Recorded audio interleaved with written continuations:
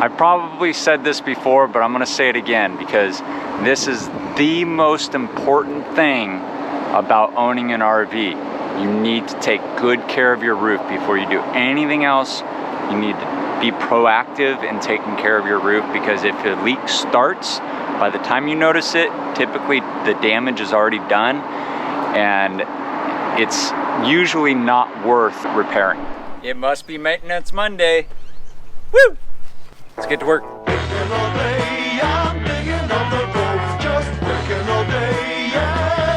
What I use is Dicor Lay Flat Lap Sealant.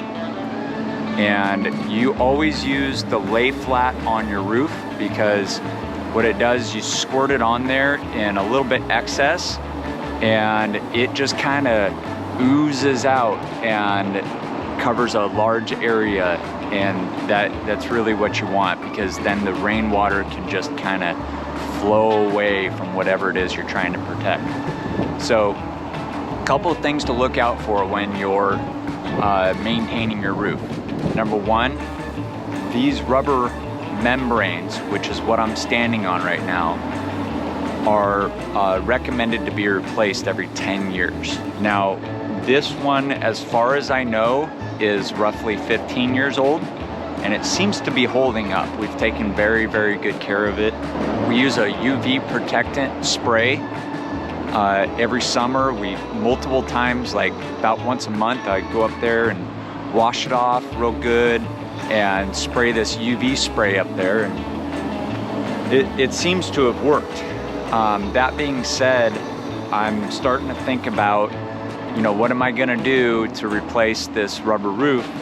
And I came up with an idea. There's a lot of brands out there that make a top coat for these rubber membranes.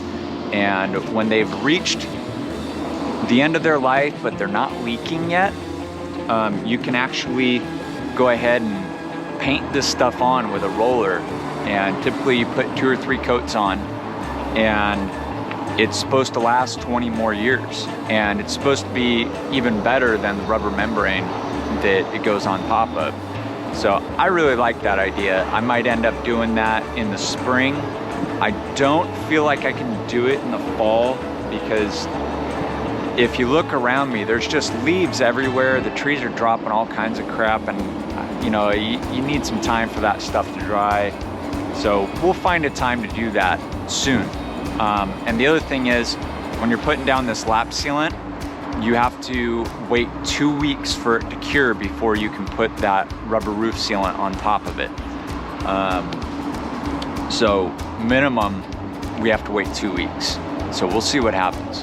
But anyhow, I have prepped all my surfaces. What I do is, first, I use a plastic chisel. You can find these on Amazon, and they come in all different shapes and sizes, so they're very useful. And you scrape off all the old caulking. You can also use a plastic razor blade. Very handy. And they're very inexpensive. I think this was like $6, and it comes with a big old box full of probably 100 of them. So you scrape everything off, and then you take goof off. Now you want to be sparing with this, because this will eat through your roof, so take it easy, But you just prep the area, just clean it real good, and then once it's all cleaned and ready to go, then you apply your Dicor, and then you don't touch it. Just leave it alone.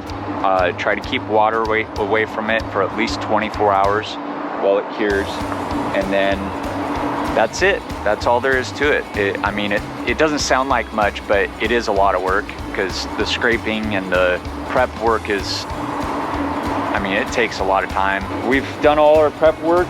I might touch up a little spots because it's been sitting overnight, and then we're gonna lay down some Dicor. So I get these cloth-like rags from Home Depot, and just fold them up, and you take your goof off, put it on the top, just spill it over on it. They seem to work really well. They're relatively inexpensive, so I like them. And then you just go to your spot, you just clean it up real good, get all that dirt off of there so it has a good surface to stick to. So how to use this die-core. If you've never done caulking before, it's really easy. There's not much to it. The biggest trick is for your cut, be a good one. So use a sharp knife. And since we're doing roofing today, we want a big hole. But if you were doing caulking on the side of your camper, you want a little hole. So just don't cut it off. You know, the closer you go to the base, the bigger the hole gets. You make your cut, and then most of these applicator tools have a little pin deal. And you just shove that down in there, and there's a little metal membrane right there. You just break it, I don't know, 5 or 6 times. Make sure there's plenty of room to go through. And then so you don't get your hand all nasty, you just bring it back with the tip. Nice little trick for you. So then you load it in.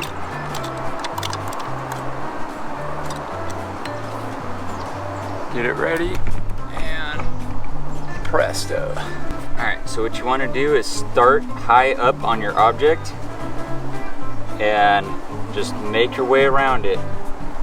Take your time. Don't need to rush through this process. But just make sure you get every little nook and cranny. And the beautiful thing about the self-leveling stuff is you don't have to make it pretty because it does it on its own. And then you just work your way in circles around it. Make a nice perimeter. Once you start, you don't want to stop until you're done because this stuff will start drying, then it'll look weird.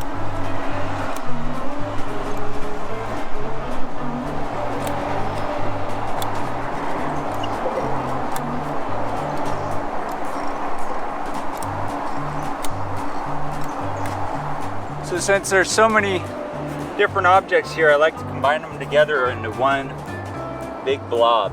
That way there's no area for water to collect, you know?